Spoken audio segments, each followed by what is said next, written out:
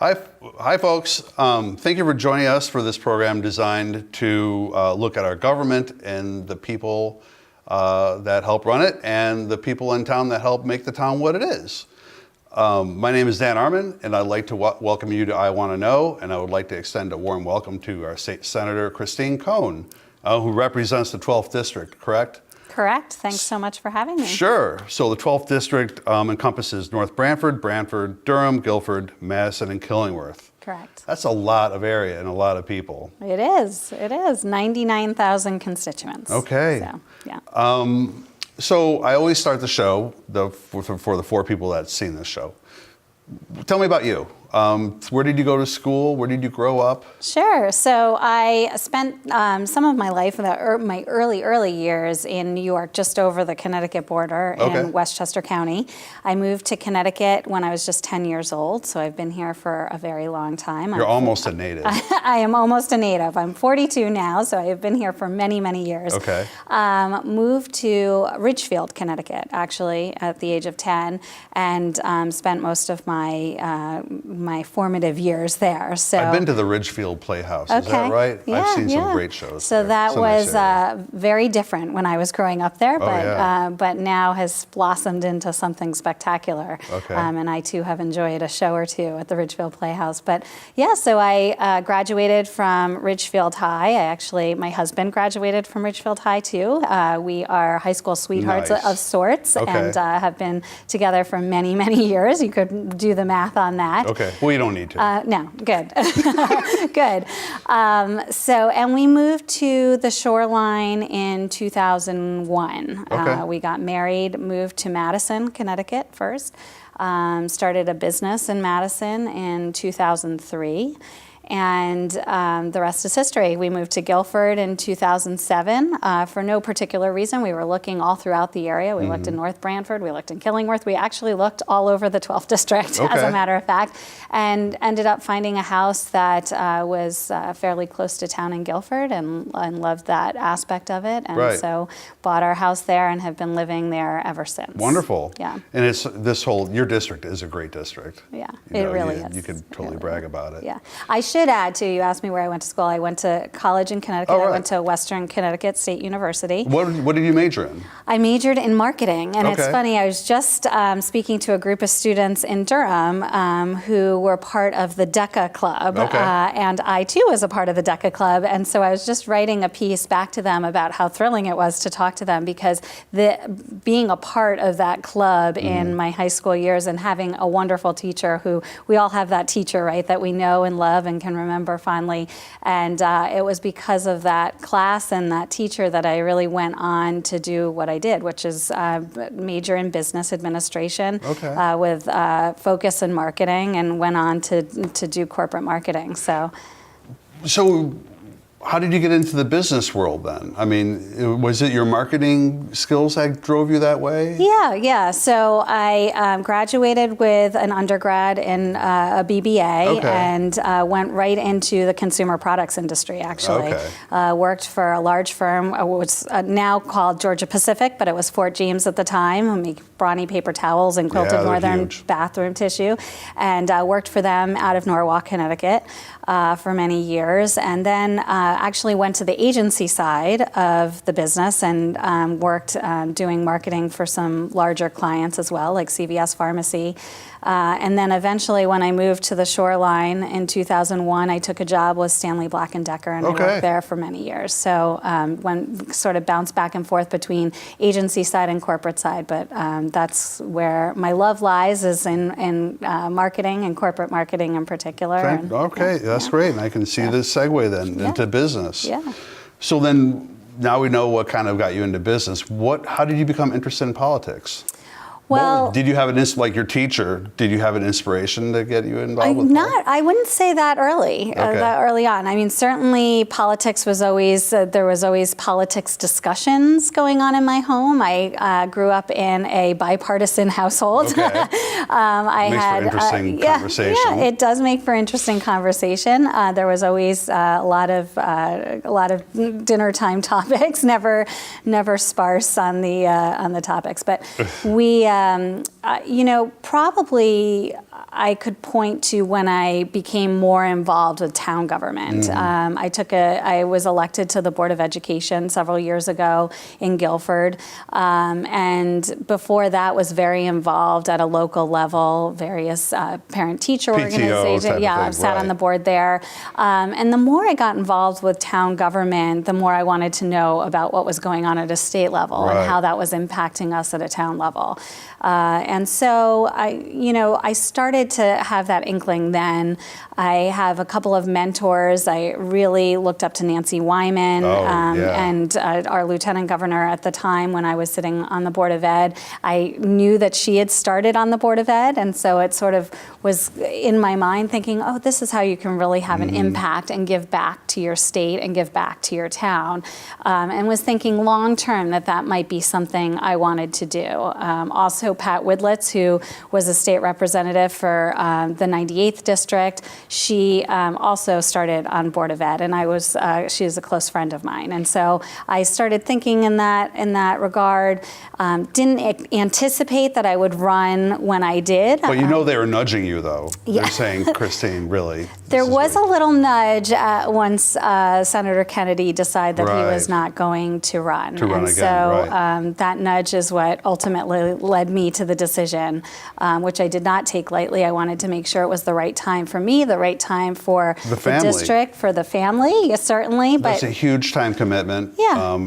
You think you're not home when you're busy with work, but you're not home when you're campaigning either. It's true. It's true. It is campaigning can be tough on the family, certainly. So. How long did the campaign, when did you decide to run? Was it like a year in advance or something? It was in March, so, it was a good chunk of time. And certainly that you are in the campaign the entire time. There's not really a lot of breathing room. So once you make that decision, you jump in with both feet and you just go with it, so.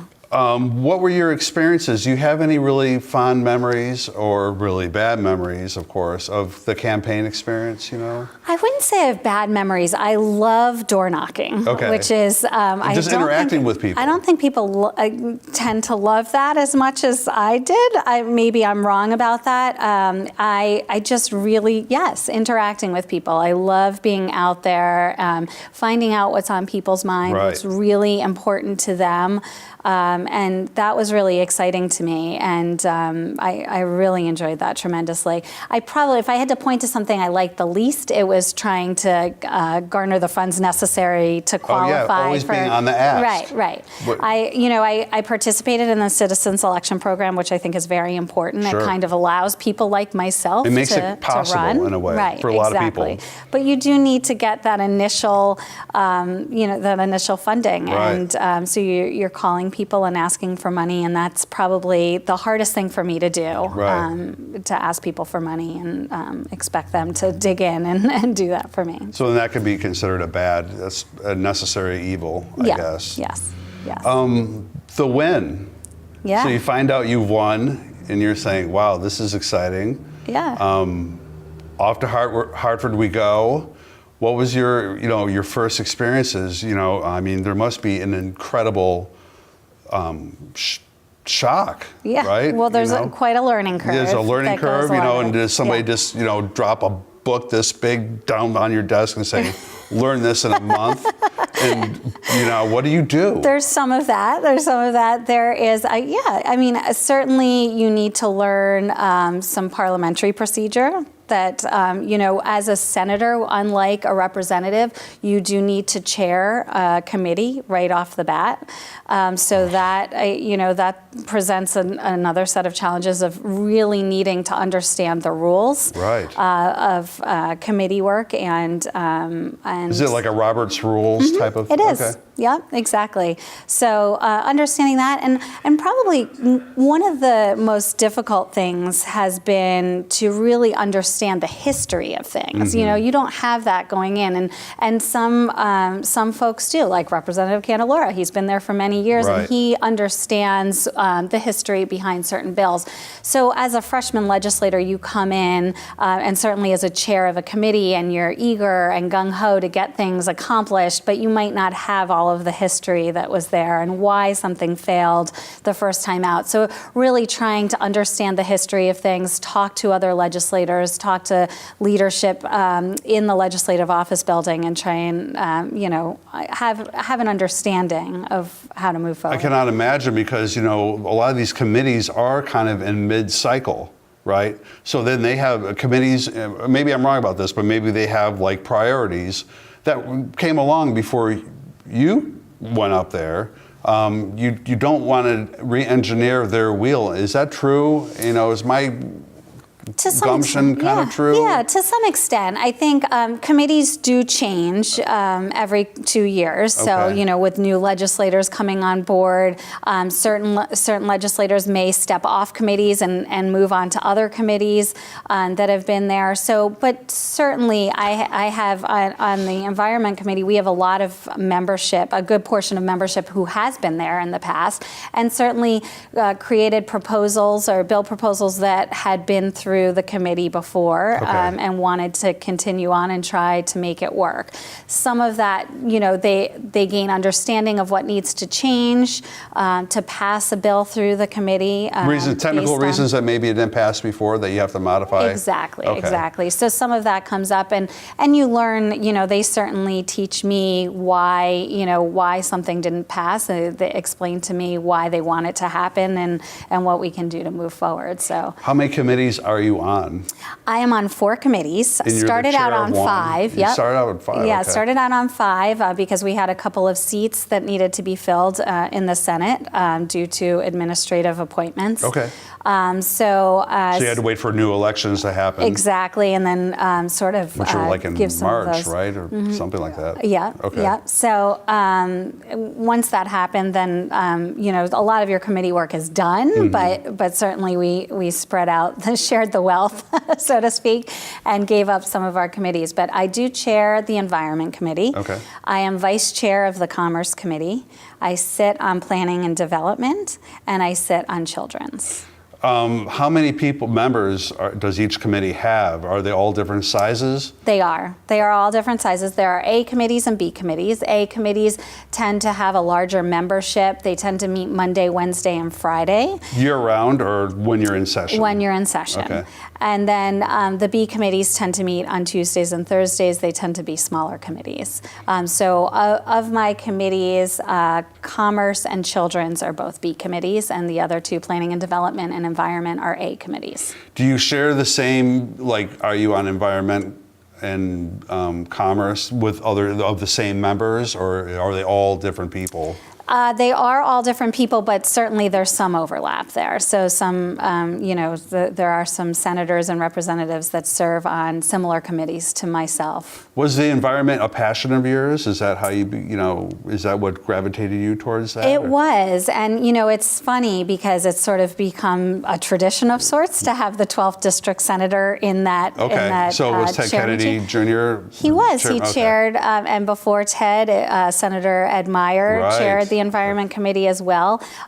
So it's just, it's been great. I actually asked to chair the Environment Committee when I asked my leadership if that would be a possibility, and I was thrilled to be given that opportunity because I am really passionate about the environment. I think it lends itself well to the 12th district. We have so many, parks, beaches, open space, trails. I mean, just we have the sound too. Yeah, we are really diverse. We are. So we're really lucky in that regard, and I think it's just the perfect fit for the 12th district. With children, right? What are the focus of that? What are the priorities of that committee? Well, certainly to protect the state's children.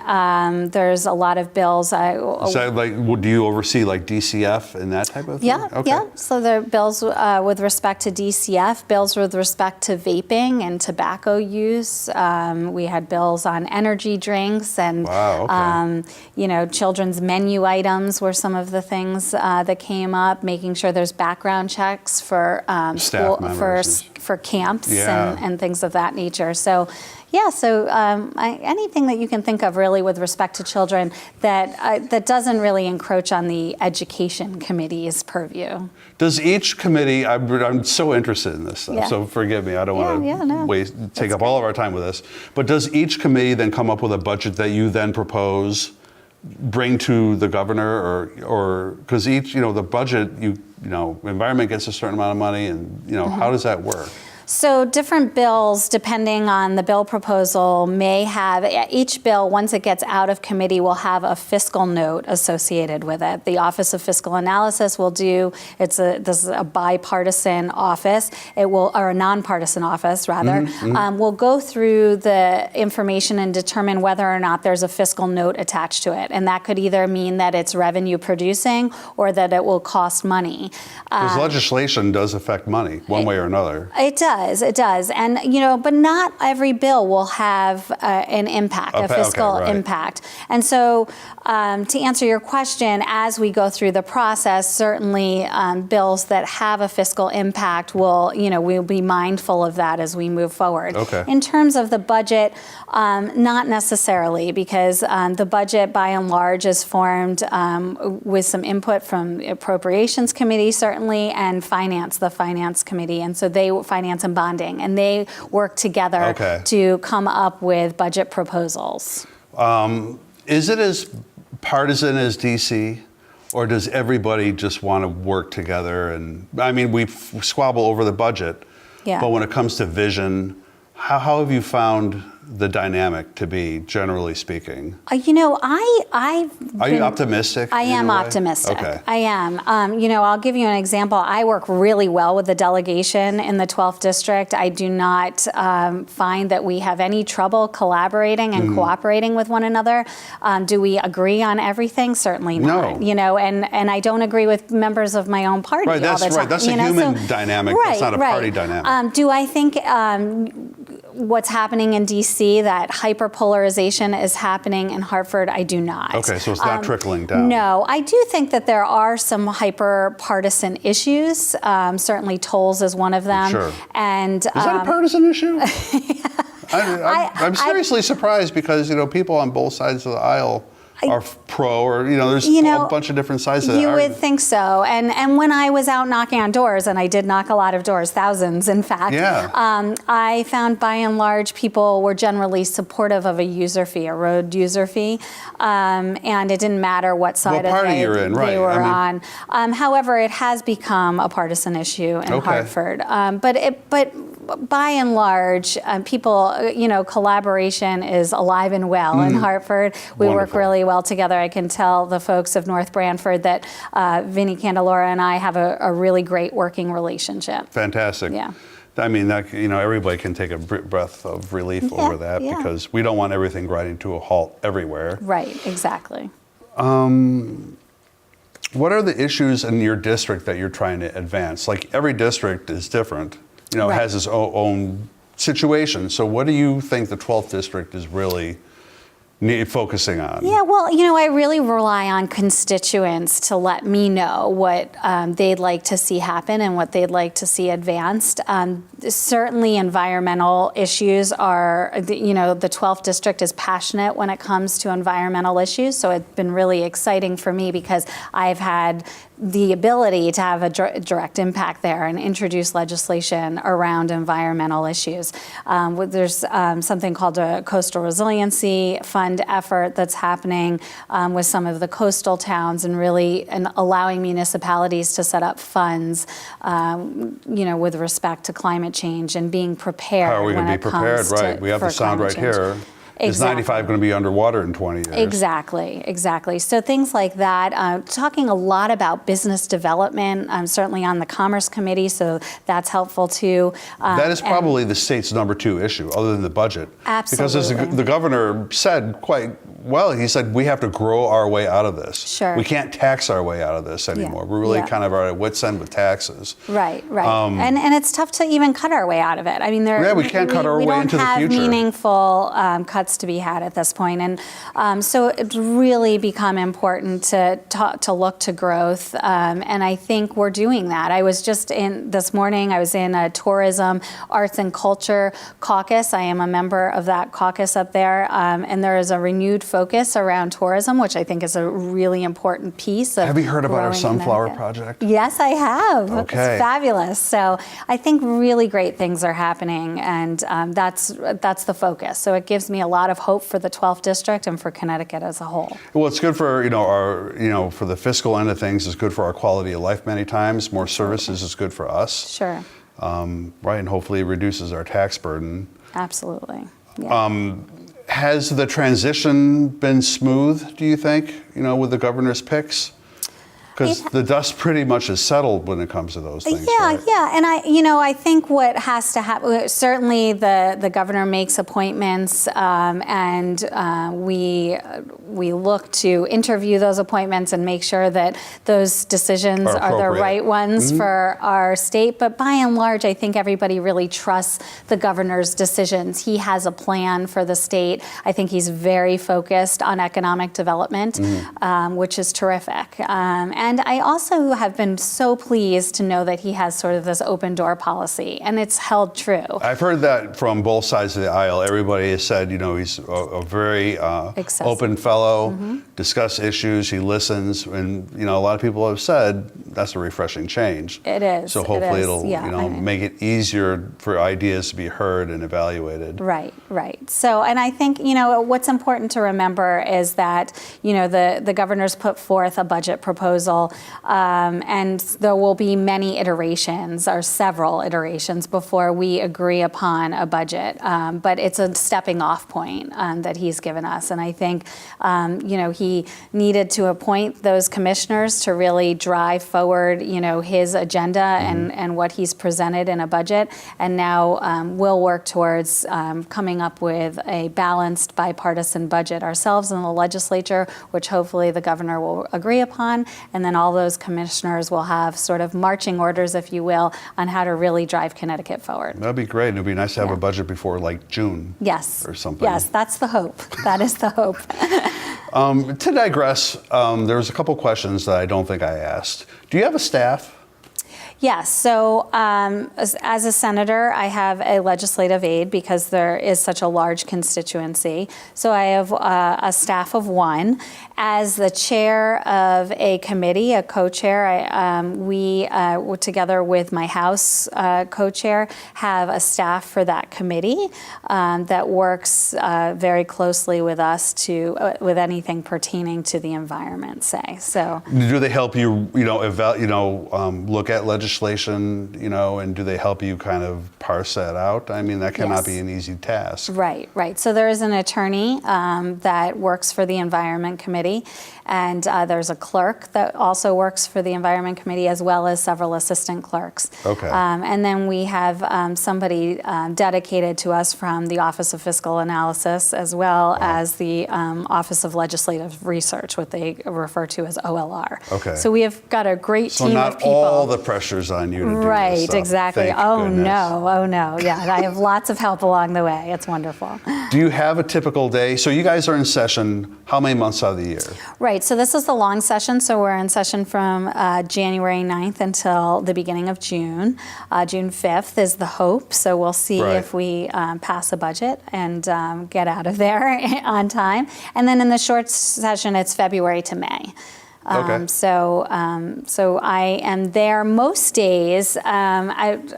Because you have Monday, Wednesday meetings and Tuesday, Thursday meetings. Exactly. So I have both A and B committees. I have gone in every day to Hartford beginning in January when I was sworn in up until about 2 weeks ago. Okay. When my committee, the JF deadline, the Joint Favorable Deadline, was up, and our committee work then comes to a close and we move on to sort of the next piece of the session, which is bringing those bills that passed out of committee onto the Senate and House floor. hopefully for passage there. And so there's a little reprieve, if you will, between when that really starts to ramp up and when the committee work has closed. So, for example, this week I'll be there 3 days as opposed to 5 days. Okay. I really want to be in district as much as I can. Sure. I mean, I'm here to serve the people of the 12th district, so it's really important to be here. And then you're accessible. Events. You can do right. things like I Want to Know and meet at town hall meetings, right. go to Board of Ed meetings, right. meet with the children that you're just saying. Yeah. That brings it all home. Yeah. And then people do feel represented, truly. Exactly. You're not an absentee person. Right. How do people become more involved in politics? I mean, how do they, there's a lot of people, younger people, hopefully, that are inspired by you and other legislators, kind of want to, learn more about the process. Yeah. How would you encourage people to get more involved? Yeah, I mean, that's something, I'm glad you asked that, and it's something that's really important to me. One thing when I started this run was that I really wanted to be accessible. I am there to represent the people of the 12th district. I take that very seriously, and so I need to hear from the people of the 12th district. I need to be out there listening and understanding. One way for me to do that is to just be as communicative as I can be. So I've been making a concerted effort to be out on social media as much as I can, really talking about the process. I know the first day of session, I Facebook Lived, so that people could really see what was going on. What is it like to get sworn in? What's the process? How does that all work? And I've been trying to do that as much as I can throughout the session, be accessible via email. I give my cell phone number out. I am available as much as I can be. And I really want folks to have a good view of what's going on. I mentioned I was out at a school and speaking at a school. I've made that a priority of mine, because I want young people to know who I am, that I'm just a regular person and I'm here to represent them and their parents and their families, and to really understand what the process is all about. And I think the more we do that and get our legislators to reach out to the folks, the young members as well as the elderly in the community, everybody in the community, we really bring more people into the process. Yeah, and your love for people is really one of the qualities that really comes through, I think. Thank you. So it's really a pleasure. I appreciate you saying that. Okay, so what do you like most about your district? Is there anything? I mean, we have, just a lot of wonderful qualities, but what would you like? When you talk about District 12, this district is the best of what? Community. Okay. I really think we have such a sense of community in the 12th district on the whole. It's not just one town. I really feel like we work really well together. We cross town lines a lot and work together. But I'd be remiss, I can't pick one thing, because I just love everything about the district. And I think what really got me to move up to this area was its beauty. I mean, we have so much to offer here. We've got the sound, as you mentioned, beaches, state parks, trails, open space. I mean, these things abound in the 12th district. We are so fortunate to have them. And I think it's a really wonderful quality that not every district has. Although Connecticut's a really fabulous state on the whole. So, we're lucky. Our location is the best. Yeah. Well, let me thank you very much for joining me. I know you're very busy. I know you have to run off to do another town hall meeting. But thank you very much. It was a real pleasure talking with you. And I hope we can do this again, maybe after the budget season is over and done with. Maybe we can come back and catch up. I'd love that. You can tell the people, the progress that we made. Yeah, I'd love that. Thanks so much for having me. Thank you. So thank you very much for joining me for another episode of I Want to Know. I would like to thank Tutucket TV for putting this on.